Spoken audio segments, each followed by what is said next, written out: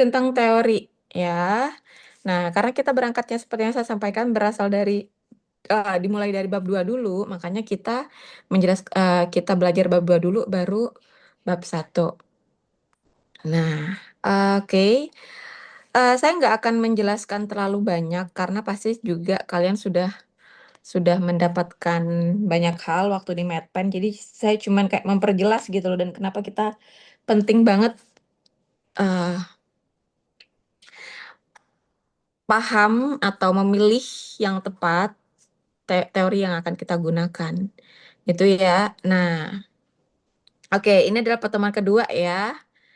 Nah, jadi kenapa sih kok kita harus memahami bab 2 gitu ya? Karena bab 2 itu isinya tentang mengidentifikasi, mengevaluasi, dan menginterpretasi hasil penelitian terdahulu yang relevan dengan penelitian kita. Nah, kegunaannya apa untuk kita memilih studi literatur? Yang pertama adalah uh, untuk kemudian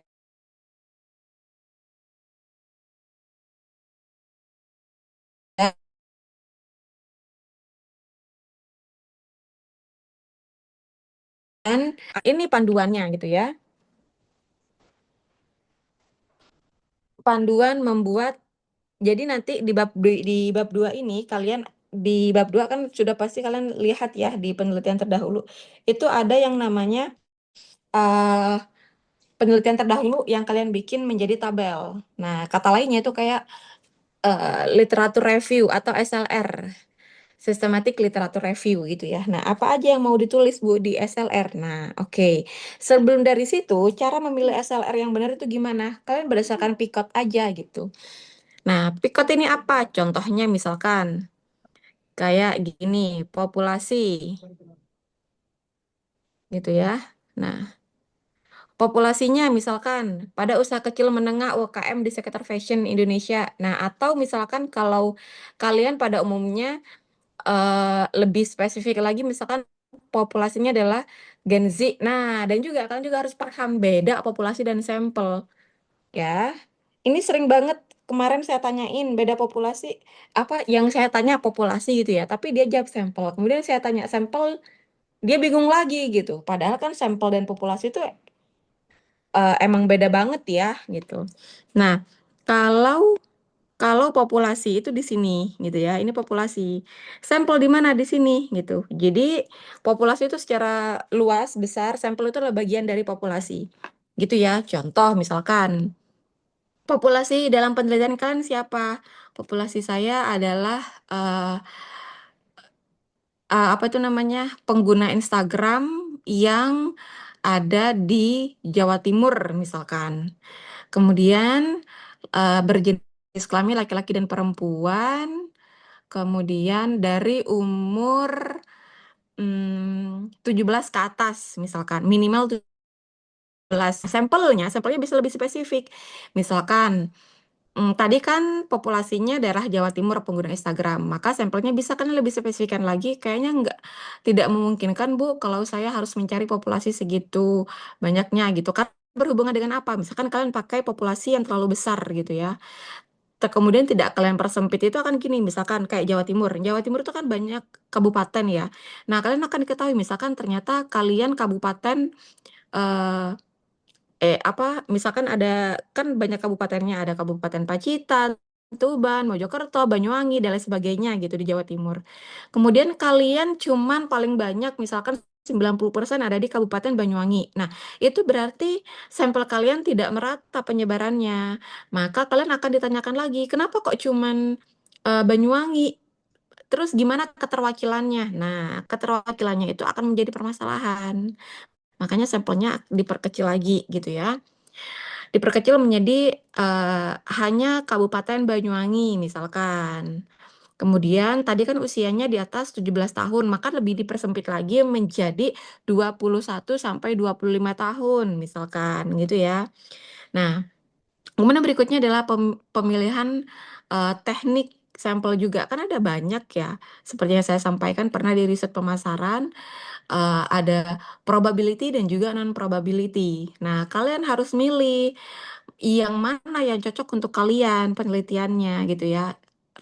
Rata-rata kalau misalkan infinite, infinite, infinite, infinite itu dia tidak terhingga gitu ya. Kita tidak tidak tahu, tidak terhingga. Kita nggak tahu jumlah, jumlah, jumlah. Oke. Kita tidak tahu jumlah pastinya gitu ya. Itu infinite namanya.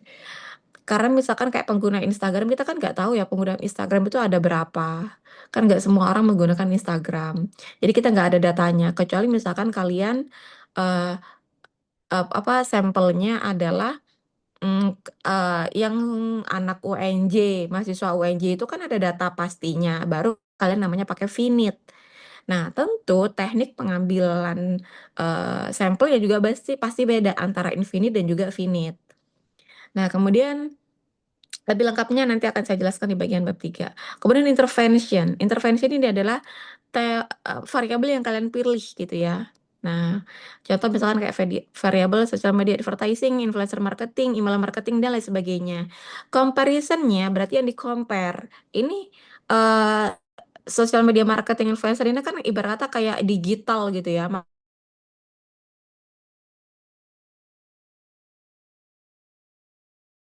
Apa ketika bisa yang ingin dicari itu apa? Yang ingin dicari adalah bagaimana cara meningkatkan brand awareness, bagaimana meningkatkan engagement dan juga penjualan dalam periode 6 bulan. Nah, kemudian waktunya. Nah, ini adalah artikel yang kalian pilih ya. Atau kalian mau meneliti pada jangka waktu berapa gitu. Waalaikumsalam. Nah, kemudian hasilnya adalah research questionnya. Pada usaha kecil dan menengah UKM di sektor fashion di Indonesia, apakah strategi digital marketing dibandingkan dengan tradisional marketing lebih efektif dalam meningkatkan brand awareness, customer engagement, dan juga penjualan dalam periode 6 bulan berdasarkan studi empiris dan case study yang dipublikasikan? Hah? Apa? Ada yang ngomong barusan? Nah, research question ini maksudnya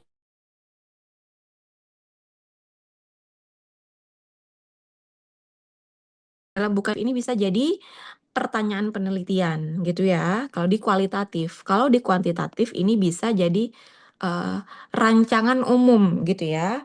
Nah, kalau di rumusan masalah itu kan bentuknya berdasarkan hipotesis, tapi kalau di judul ini pun terlalu panjang gitu ya. Nah, jadi ini adalah batasan yang akan kita gunakan untuk membuat studi literatur gitu. Contohnya itu seperti ini. Ini saya punya contoh. Guys.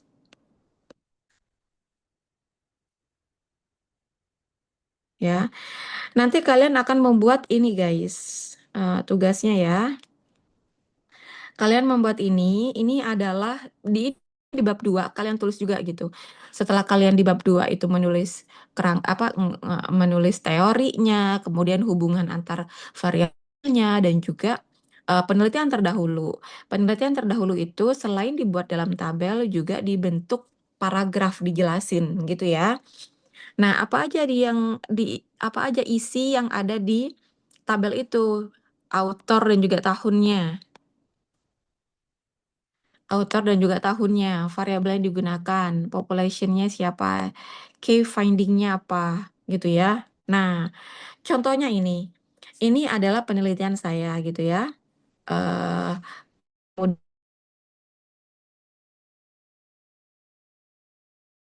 Dia, kemudian saya nggak pakai mediasi nih gitu kan. Kemudian ini adalah ya kan. Ini ada yang tahu, guys, ini variabel apa?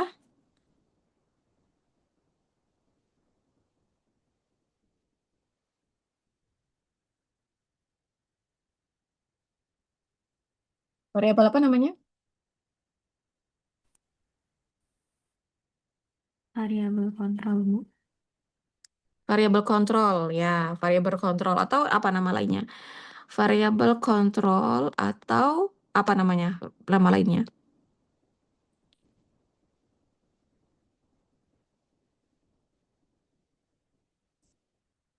Mediasi apa moderasi? Moderasi. Ya, moderasi ya. Moderasi, bukan mediasi. Kalau mediasi itu misalkan saya punya hubungan tidak langsungnya di sini. Nah, maka ini adalah variabel mediasi. Kalau ini tuh variabel moderasi. Variabel moderasi itu bisa kayak umur, gender, pendapatan, kemudian apalagi berapa kali menggunakan. Nah, itu adalah variabel kontrol gitu ya. Nah, eh variabel kontrol itu juga hasilnya bukan lagi signifikan atau enggak, tapi memperkuat dan juga memperlemah. Kalau moderasi ya, moderasi dia kuat atau lemah, memperkuat atau memperlemah. Maksudnya adalah misalkan kayak gini nih, dengan eh, unsur gender, apakah gender ini menentukan orang itu akan semakin kuat menggunakan atau semakin lemah menggunakan gitu kalau moderasi. Tapi kalau misalkan mediasi itu sama kayak yang biasanya signifikan atau enggak. Hmm, signifikan atau enggak gitu ya kalau mediasi.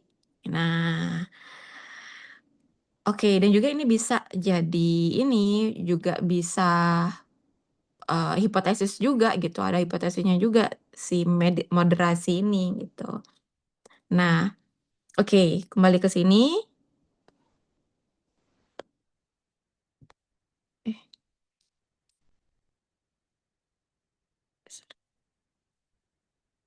Nah, kembali ke sini. Cara membuatnya adalah kalian autornya siapa? Ini artikel ini kan ada di artikel.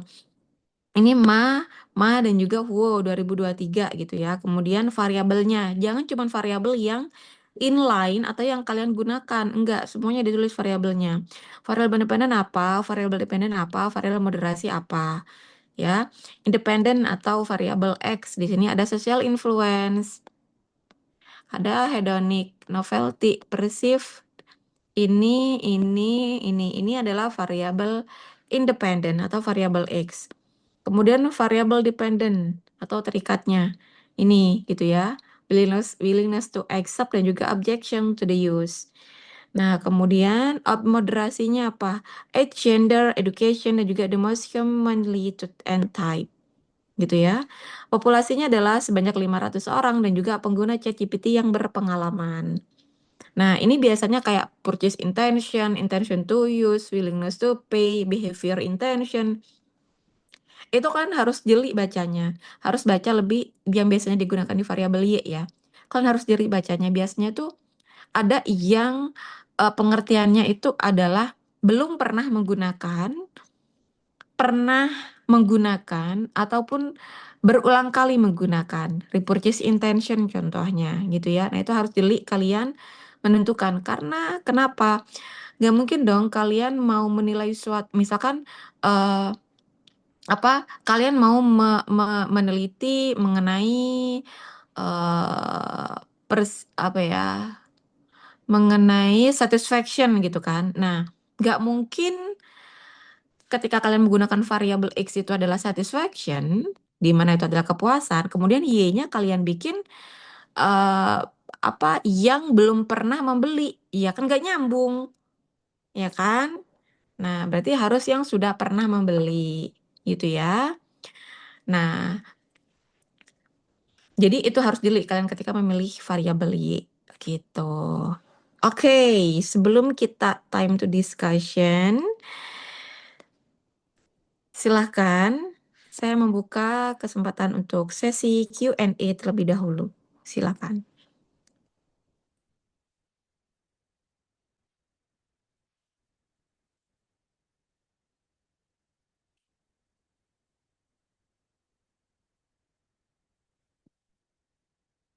Silakan guys. Izin bertanya, Bu. Iya, gimana Kar? Buat key findings itu, menurut Ibu, misalkan kita Oh cuma ngeliat iya. dari bagian abstrak, enggak ke bagian discussion, kayak itu termasuk sudah mewakili atau enggak ya, Mbak? Oh iya, saya belum menjelaskan ya key findingnya. Lupa. Sebentar. Hmm.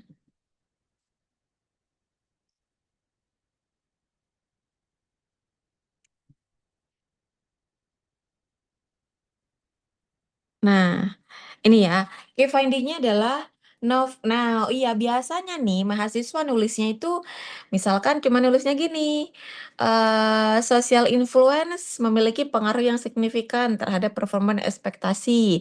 Semuanya dibaca hipotesisnya, signifikan dan tidak signifikan. Cuma gitu doang di key findingnya. Dan itu ya jangan kayak gitu, itu kurang tepat gitu kan.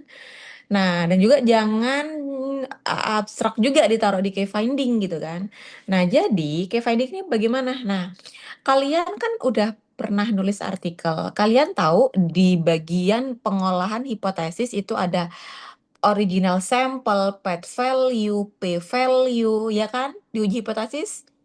Nah, yang kalian tulis di key finding ini adalah cari nilai yang paling besar pada path value-nya, pada koefisien PET atau path value gitu ya, PET, koefisien PET gitu ya. Nah, di PET itu contoh nih misalkan, Bu, pagi Bu, ngajar Bu. Nah, misal nih,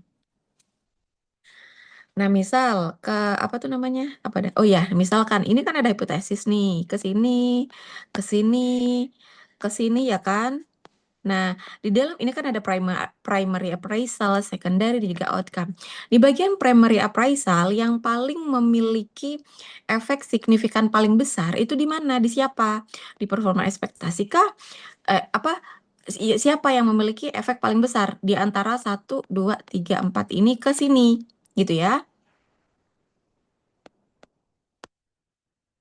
Nah, ini kan satu gini kan. Nah, kayak perceive humanist ini kan dia punya 1, 2 gitu kan. Kemudian novelty value juga punya 1, 2, hedonic juga. Nah kan, nah jadi di sini ini di primary appraisal siapa yang memiliki dampak paling besar? Pada secondary juga siapa yang memiliki dampak paling besar gitu ya?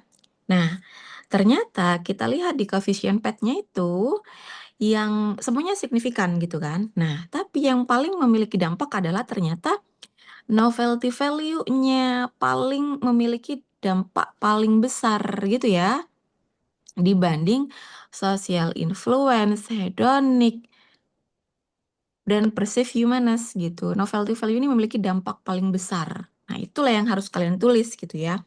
Kemudian berikutnya adalah di dalam secondary appraisal, kalian lihat ininya ya. eh Mungkin bingungnya adalah, Bu, gimana sih gitu kan? Ini loh, lihatnya di sini nih loh. Apa sih? Panahnya ini menuju ke siapa gitu. Nah, panah bukan gini ya, maksudnya adalah kalau ini emang kita ngelihatnya panahnya menuju ke siapa, apakah afektif atau attitude gitu ya. Kemudian, atau misalkan, dan juga atau misalkan di dalam performance ekspektasi ataupun effort yang memiliki dampak paling besar itu ke kognitif atau afektif gitu ya. Kemudian yang ini juga, ini lihat ininya gitu ya, batasnya itu, maka kalian lihat ke belakang, gimana ya? Hmm, Nah, jadi contohnya ini nih. Oke, maaf, balik lagi. Gini aja. Nah, kemudian di dalam secondary appraisal ini yang memiliki dampak paling besar itu yang siapa gitu ya? Performance kah, effort kah gitu ya. Nah, itu bisa dilihat juga di dalam PET. Kemudian di sini kita bisa ngecek juga. Nah, eh, kognitif kah atau efektif juga gitu ya. Oh, sorry. Ini kan ke sini ya. Maka di sini juga akhirannya ini ya kalian lihat ya. Ini kan panahnya ke sini ya. Mana sih? Ini kan panahnya ke sini. Ya, bentar-bentar ininya susah deh. Hmm. Oh nih. Nah, panahnya ini kan ke sini ya. Nah, maka yang kalian lihat adalah yang sebelumnya. Yang sebelumnya ini ya, social influence, hedonik motivation. Nah, kemudian dari performance ini kan panahnya ke kognitif dan juga ke afektif. Maka yang kalian lihat juga sebelumnya, performance dan juga effort. Kemudian cognitive attitude dan juga affective attitude ini punya panah juga ke willingness dan juga ke objection. Maka yang kalian lihat juga kognitif dan juga afektif gitu ya. Maka panah sebelumnya gitu ya, atau misalkan variabel bebasnya gitulah ya. Nah, mana yang memiliki efek paling besar gitu. Itu yang kalian tulis.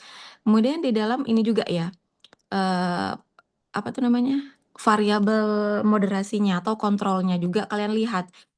Dibanding age, gender, education, dan juga the most commonly used type, mana yang memiliki dampak paling besar gitu ya, yang ternyata atau apa nilainya yang paling besar gitu ya. Nilainya yang paling besar adalah nilai di sini age.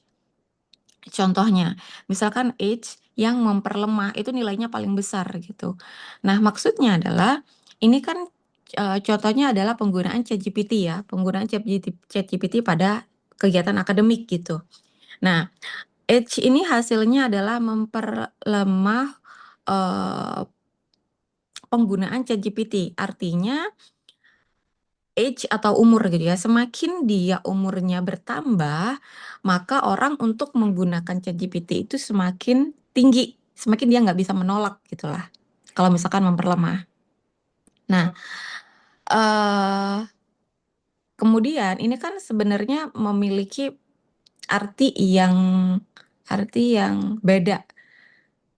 Dalam artian, seharusnya semakin dia muda, maka karena digital native itu kan suka menggunakan aplikasi dan lain sebagainya, mudah mengadopsi gitu ya. Tapi kenapa kok semakin bertambah umurnya, semakin mau atau tidak bisa menolak untuk menggunakan aplikasi ChatGPT ini gitu kan? Ini berarti ada kontradiksi.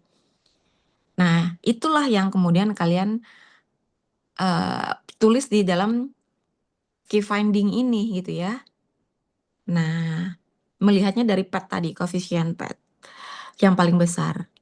Nah, kemudian, hmm, nah, kenapa kok gitu? Ya, supaya kalian, oh ternyata di penelitian yang dilakukan oleh Vera, misalkan, eh, apa satisfaction dibanding social influence, hedonic dan novelty value paling besar perceived humanist. Tapi di penelitian Nazwa misalkan paling besar adalah social influence. Nah, kenapa gitu kan? Nah, berarti kan kalian bisa melihat alasannya gitu. Tapi kalau misalkan kalian cuman nulis social influence signifikan terhadap performa ekspektasi, hedonik motivation signifikan. Nah, semuanya kan signifikan gitu kan. Tapi kalian kan akhirnya nggak ngerti maknanya kenapa gitu ya. Nah, jadi begitu cara melihatnya ya. Nah, oke. Sampai di sini pertanyaan dulu.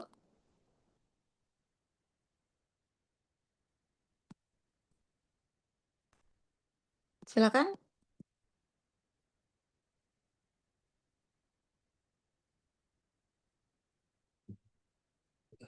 Ibu, saya mau tanya, Bu.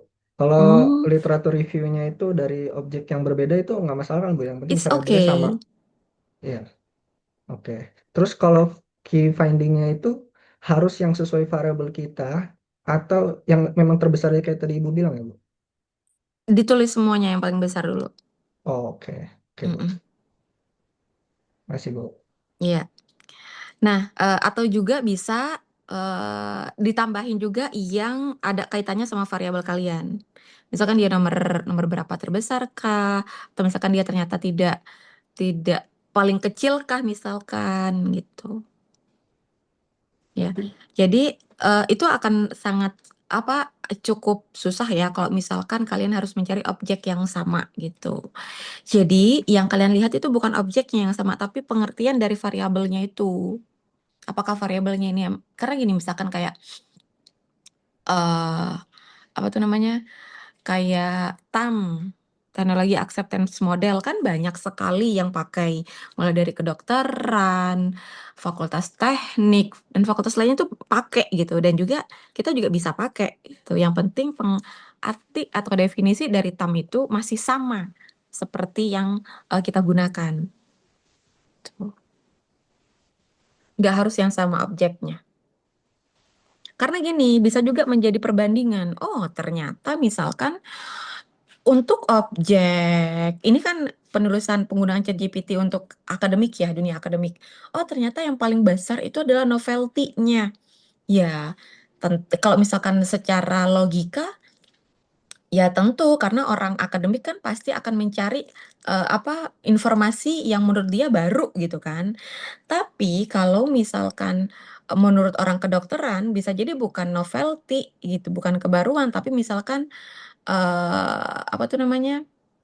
Source trustworthiness misalkan, keterpercayaan eh, sumber dari informasi gitu misalkan. Ya, karena kalau misalkan berkaitan dengan dunia kesehatan kan nggak mungkin kita ngambil datanya dari yang abal-abal, kan nggak mungkin gitu. Nah, berarti ada di beda beda ini nih, beda kondisi gitu. Atau misalkan kalau sama-sama di bidang marketing, misalkan di bidang tourism, atau misalkan di bidang pembelanjaan secara online, gitu kan pasti beda ya hasilnya juga gitu. Nah, itu bisa menjadi suatu kayak fakta baru gitu, atau oh ternyata kita bisa melihat dari perspektif yang seperti ini ya gitu loh. Ternyata kalau misalkan orang mau bikin ChatGPT yang khusus tourism, itu yang penting banget untuk dijaga adalah misalkan information quality misalkan. Tapi kalau misalkan di bidang apa tuh namanya? Bidang sosial media marketing itu yang paling penting adalah hedonic motivation misalkan gitu. Maka kan itu bisa menjadi masukan ya bagi pengembang aplikasi itu gitu. Jangan dipukul rata. Yang penting saya mau mengembangkan ChatGPT, kemudian yang perlu saya tonjolkan apa aja gitu kan nggak mungkin harus ini gitu. Maka itu bisa menjadi POV yang berbeda. Dan itu menjadi apa ya? Jadi kaya bacaan kalian itu hasilnya.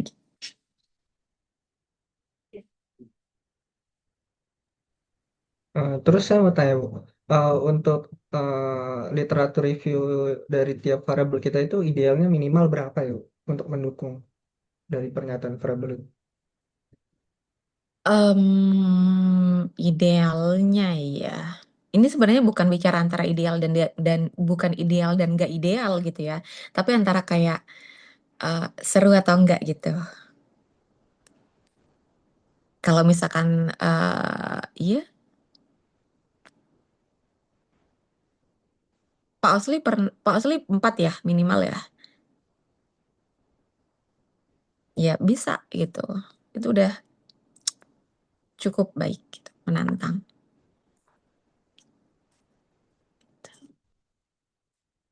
Karena kalau misalkan khawatirnya kalau misalkan pun kalian cuma pakai 2 variabel gitu kan, eh iya bisa aja gitu kan, bisa aja. Cuma nanti khawatirnya sama penguji loh, kok cuman gini doang gitu kan. Nah gini doang, nah itu nanti bisa kalian bisa di apa bisa ditanyain habis-habisan gitu kan. Nah kalian bingung nanti jawabnya ya kan.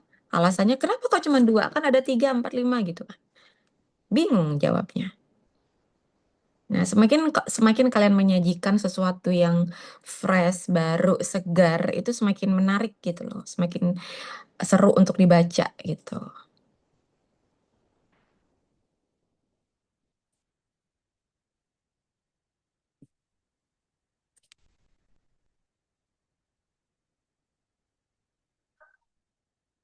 Oke, yang lain pertanyaannya? Om Rizky, tolong dibuatin breakout room ya sesuai dengan jumlah kelompoknya. Oke, itu sudah saya buatkan sih, tinggal Oh, masuk aja setiap nama. mhm, oke, oke, oke. Sebelum itu ya silakan guys, siapa yang mau tanya lagi? Kayaknya pada paham semua deh.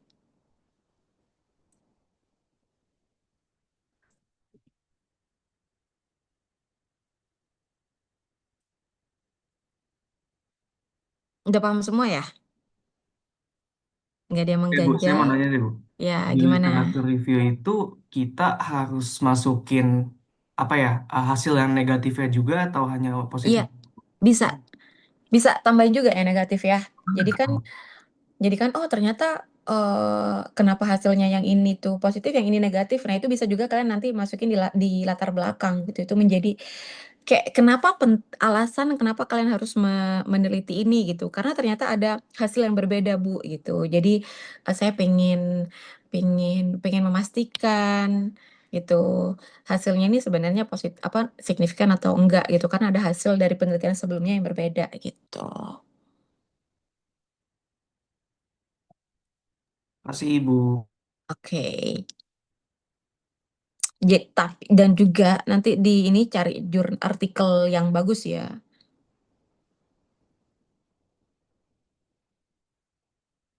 Kan udah dikasih Ibu, tahu saya kemarin. izin bertanya. Ya, Zafira.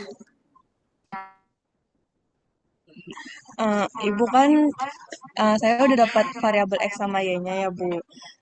Cuman masih bingung sih apakah variabel itu tuh bisa diteliti. Soalnya pas cari di Sains Direct, variabel X ke Y-nya itu nggak banyak yang neliti gitu, Bu. Kayak cuman satu penelitian doang yang ketemu. Itu kalau kayak gitu apakah artinya saya harus ganti variabel atau gimana ya, Bu? Namanya apa? X-nya. Grand Activation, Brand Y-nya activation. purchase, Itu Y-nya mau udah purchase decision. banyak. Jangan bilang cuma Eh, satu. tapi ke purchase decision-nya belum nemu, Bu.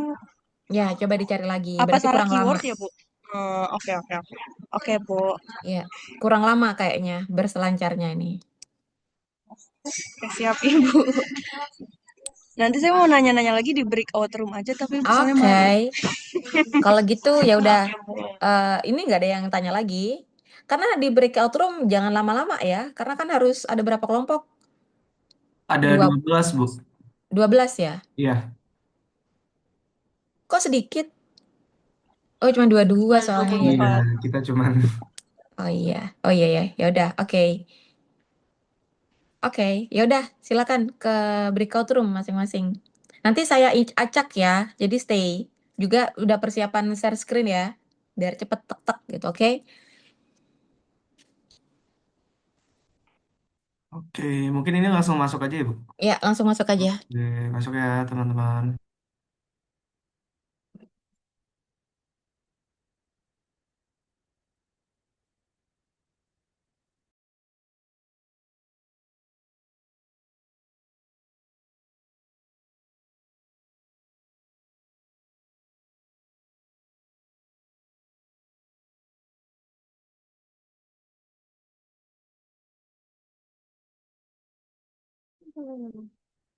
Halo, Siti. Iki deg-degan. Bapak. Santai. Eh, Mana ya? lu nyantumin ininya, beritanya. Gua kan belum share. Enggak, gue juga nggak nyantumin. Oh, kirain Enggak. ada di ujung. Itu di mana, Sip? Di perpus. Ini kita di...